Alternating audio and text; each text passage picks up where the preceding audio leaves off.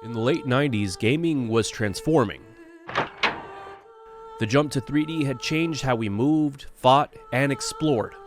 Consoles had memory cards, CD-ROMs, and for the first time enough power to try something bold, to tell real stories. But most games still treated storytelling like an afterthought. You'd play a level, beat a boss, then maybe get a few lines of dialogue or a block of scrolling text. Story and gameplay lived on opposite sides of the screen. Then came a game that changed the equation. A game where the cutscenes weren't skippable breaks, they were the reason to keep playing. Make me feel alive again. Where gameplay didn't interrupt the story, but it actually carried it forward. A game that looked and felt like a movie. Fire! I already know that Metal Gear is nothing but a nuclear-equipped walking deathmobile. But made you an active participant in every frame. You're pretty good. Just what I'd expect from the man with the same code as the boss. This wasn't just a game with cinematic style, it was the birth of the cinematic game. Sweet Jesus. A blueprint that would shape storytelling for decades to come. This is Metal Gear Solid, the birth of the cinematic game.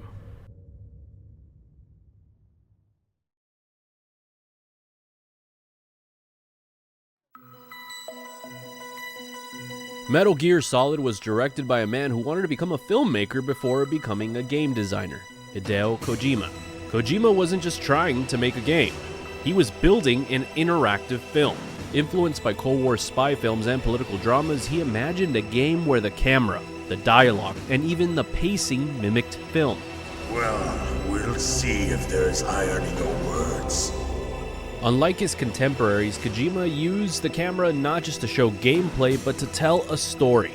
And thanks to the PlayStation's hardware, that vision could finally be realized. I'm telling you, shoot!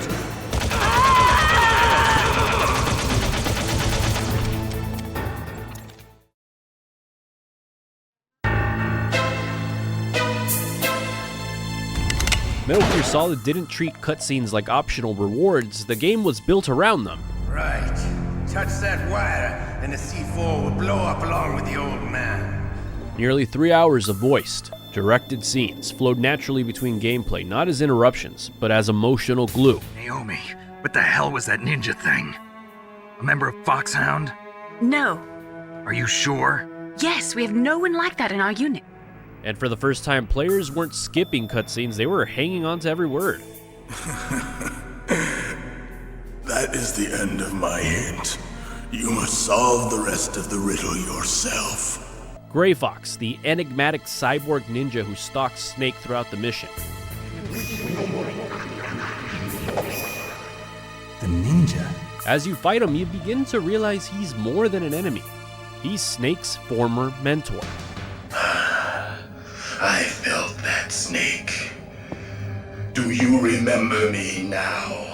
It's a strange and powerful irony that through combat, Snake and Gray Fox both search for meaning and identity, and in turn rediscover who they once were beneath the armor and betrayals. Their battles become a mirrored struggle not just against each other, but within themselves. There you are! Near the end, during the climactic battle against Metal Gear Rex, Gray Fox returns one last time, risking everything to help his former pupil. I'll stop it from moving! Fox! In a moment charged with sacrifice, he leaves Snake at the cost of his own life, leaving behind a parting message that would inform Snake's ideology moving forward. Snake, we're not tools of the government or anyone else. Fighting was the only thing I was good at. But at least I always fought for what I believed in. These moments, they weren't just passive breaks, they deepen the immersion. Foolish man! He prayed for death, and it found him. You see, you can't protect anyone, not even yourself. Die!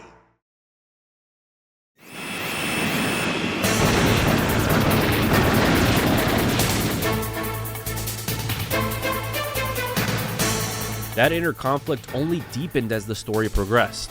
Boy, oh boy, it's just like them. Nobody told you anything, did they? Snake slowly realizes he's being manipulated, not just by enemies, but by the very people he trusts. Friends, superiors, his own government. Colonel, are you listening? Now he's dead too. I have no idea. Don't lie to me.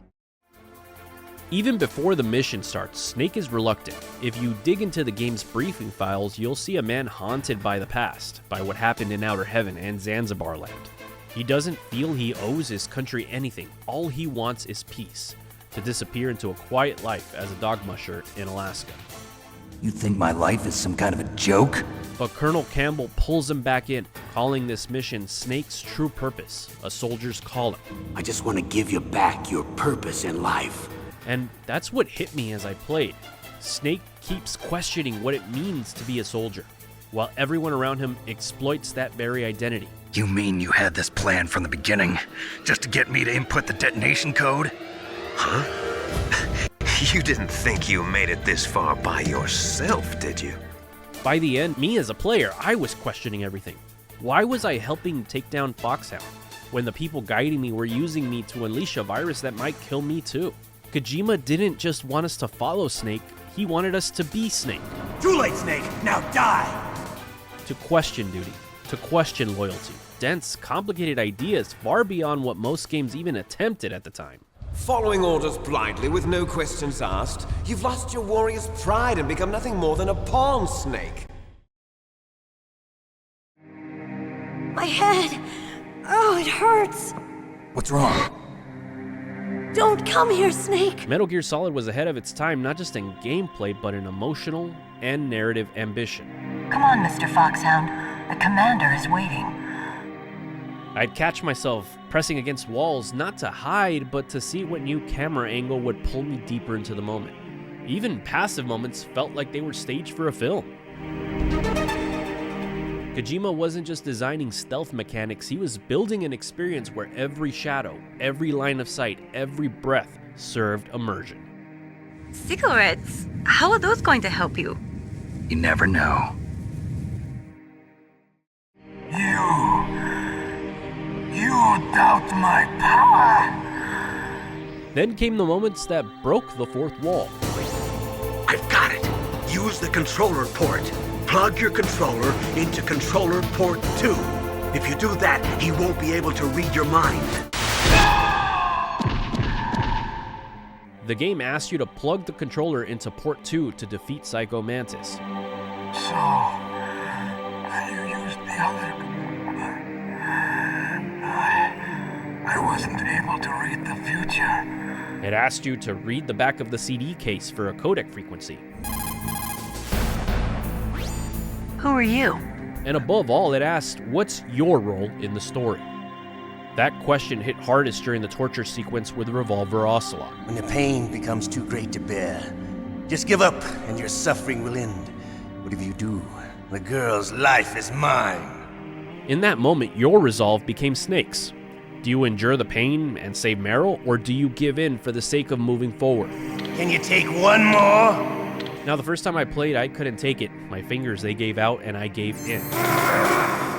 You win.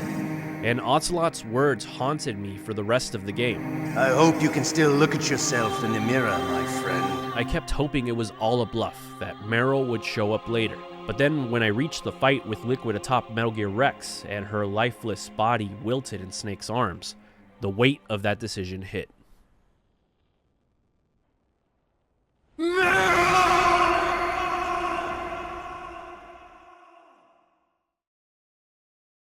I sold your life to save my own. I'm a loser. I'm not the hero you thought I was. I'm nothing.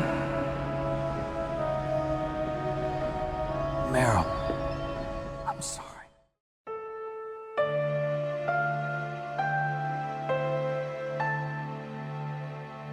Now, playing it again, decades later, I realize how genius and cruel that mechanic was. It wasn't just about how fast you could press a button. It was a moral test disguised as a gameplay challenge. a gut punch masquerading as interactivity. Metal Gear Solid made you complicit. It forced you to carry the consequences, not just in cutscenes, but through your actions. Maria told me about Sarah. Ellie? You are treading on some mighty thin ice here. Today, cinematic storytelling in games is almost expected. But in 1998, Metal Gear Solid was a revelation, a bold, untested experiment that rewrote the rules. I guess blaming yourself makes it easier, huh?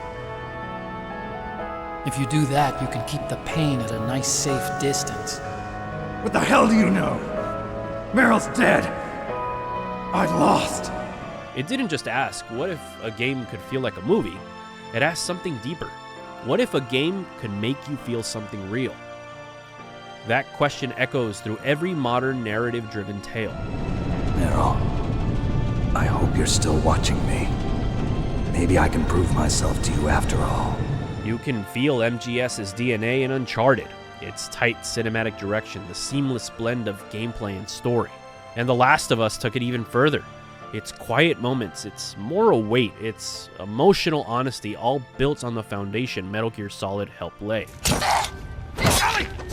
Stop! Stop! Fucking touch me! It's okay. It's me. It's me. It's me. Look. It's me. He tried to... Oh, baby girl. It's okay. It's okay. No. It's okay.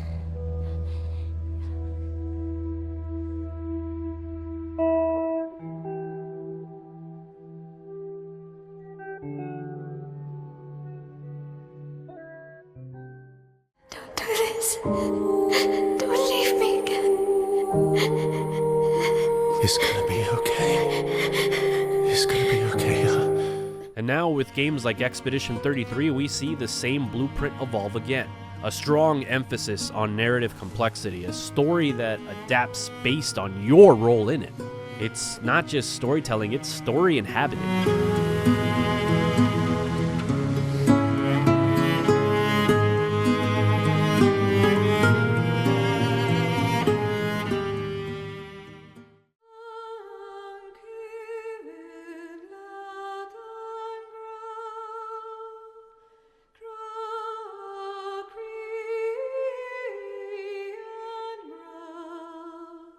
Metal Gear Solid didn't just influence game mechanics or camera angles, it changed how developers thought about what a game could be.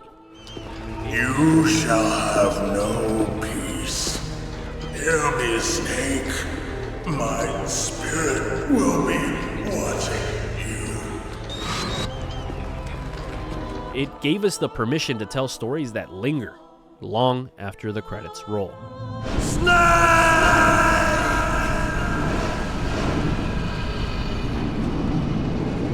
Over 25 years later, Metal Gear Solid still holds up, not just for its nostalgia, but for its audacity.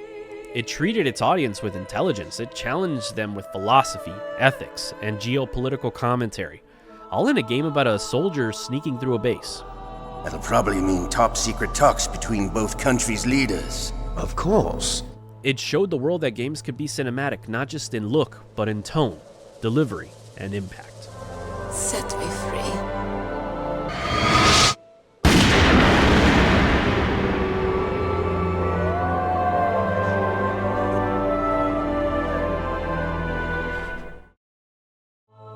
Otacon once asked Snake, Do you think love can bloom, even on a battlefield? in 1998, Metal Gear Solid answered something bigger. Yes, love can bloom, not just between characters, but between cinema and gameplay, between story and player.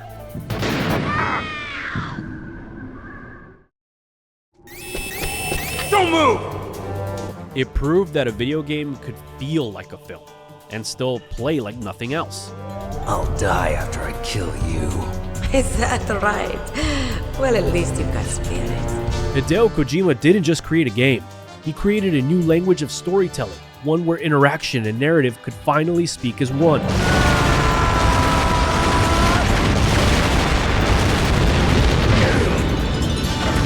MGS proved that the moments we remember most aren't just played, they're felt. Snake! And for those who played it, we never really left Shadow Moses.